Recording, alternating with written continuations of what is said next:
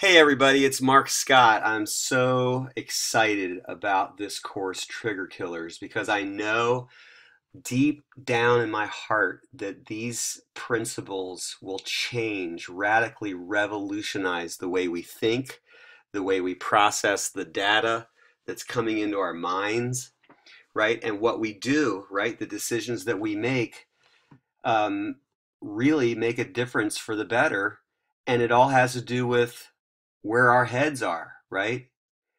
And, if you've been in recovery for even, you know, any amount of time, you know that we still deal with these pesky, rude things called triggers, right? Long after physical cravings go away, these psychological mind games continue, right?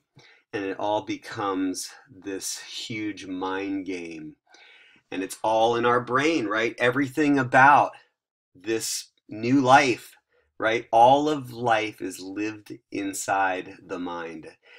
I mean, is there one, think about this, is there one external, experience that we can disassociate from the way we process it in our brain, right? No.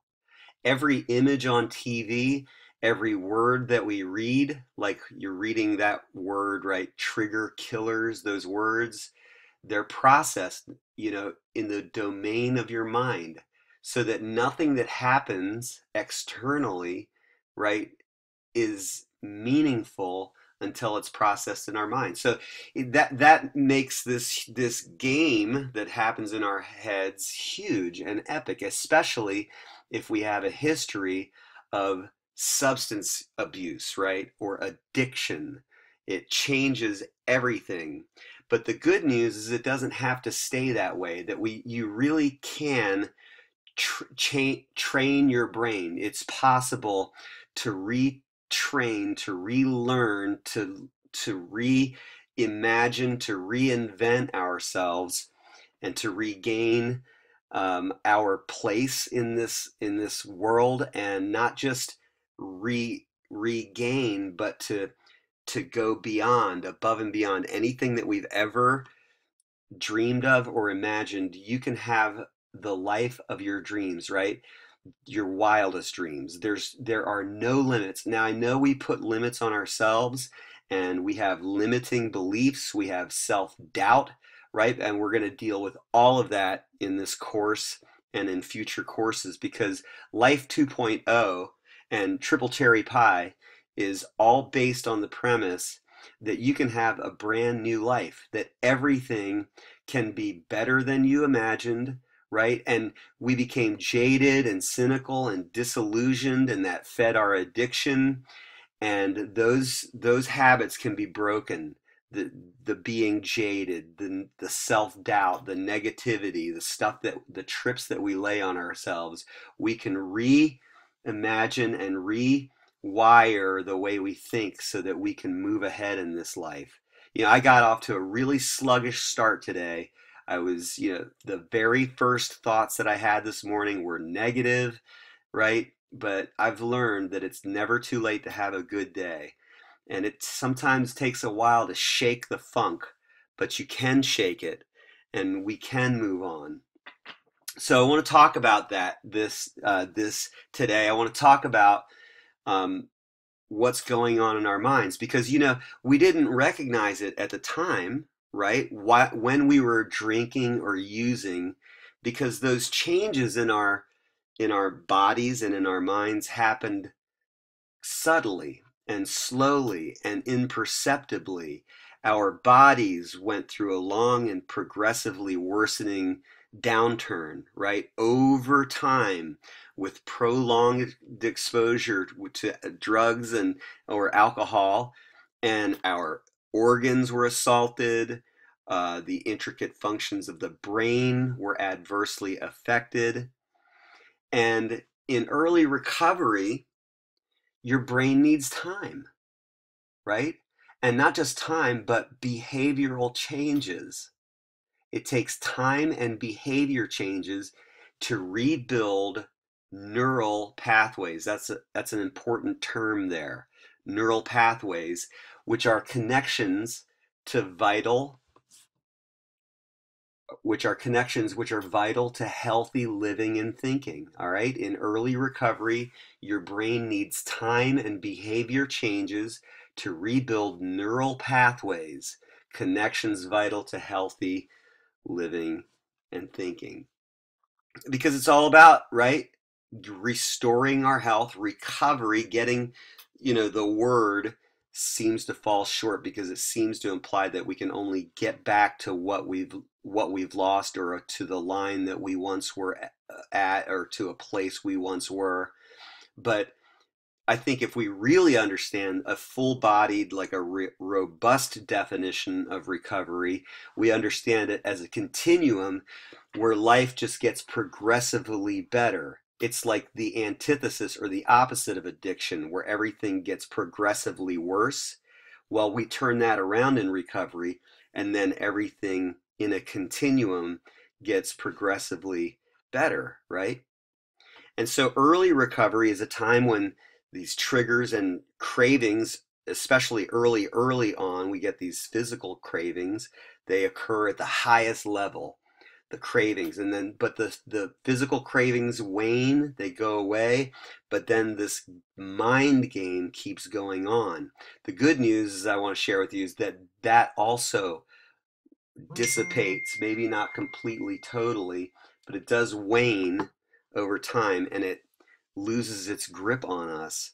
And the good news is that we can get to that place where we actually have like this visceral sort of gut, like this ooh, this like sort of like poisonous sense of funk when we think about that it's a negative feeling. The triggers that once inspired euphoric recall and man, I wish I could go back, now we're repulsed by that eventually, and it gets there, and it can get there. And so these substances that we put in our bodies, right, they altered these neural pathways, the connections. They skewed, they interrupted the connections, and then they formed and created their own connections, their own destructive paths. So recovery is the recreation of healthy routes or routes, right?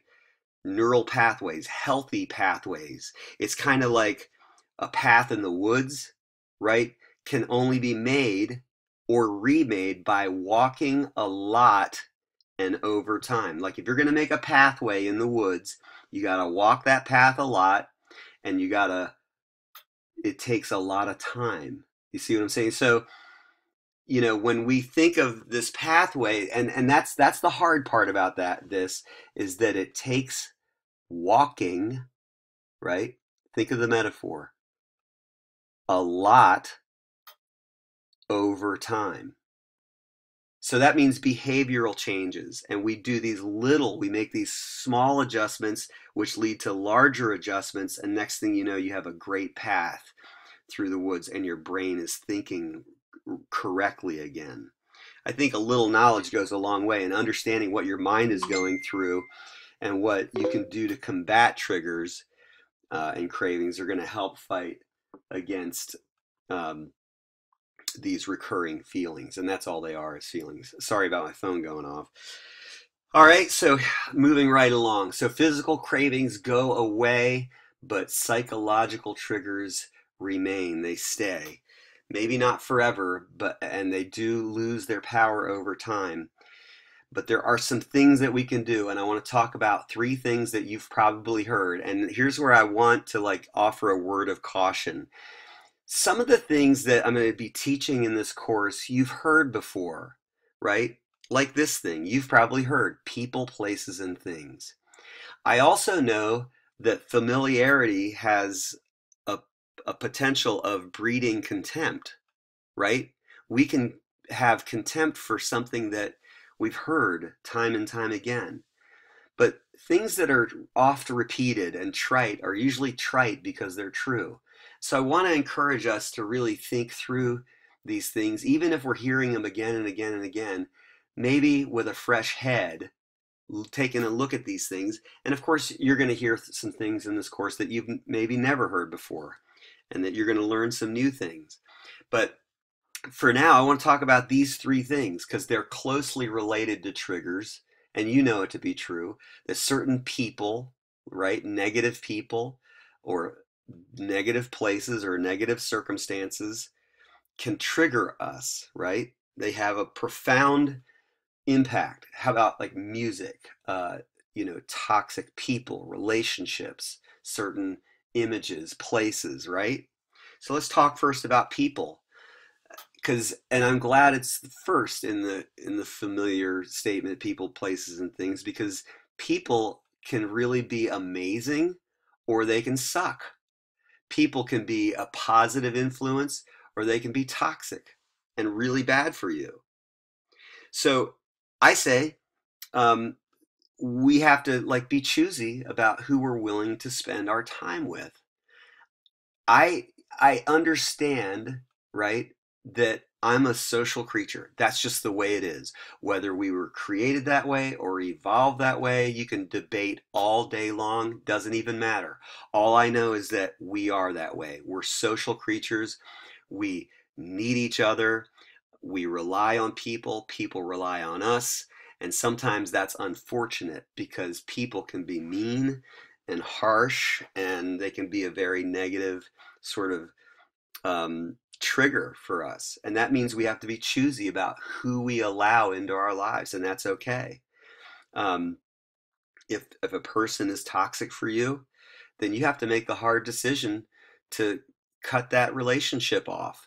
If maybe not forever, but at least for a time, right? And it's okay to set up boundaries so that certain people only have so much access to you.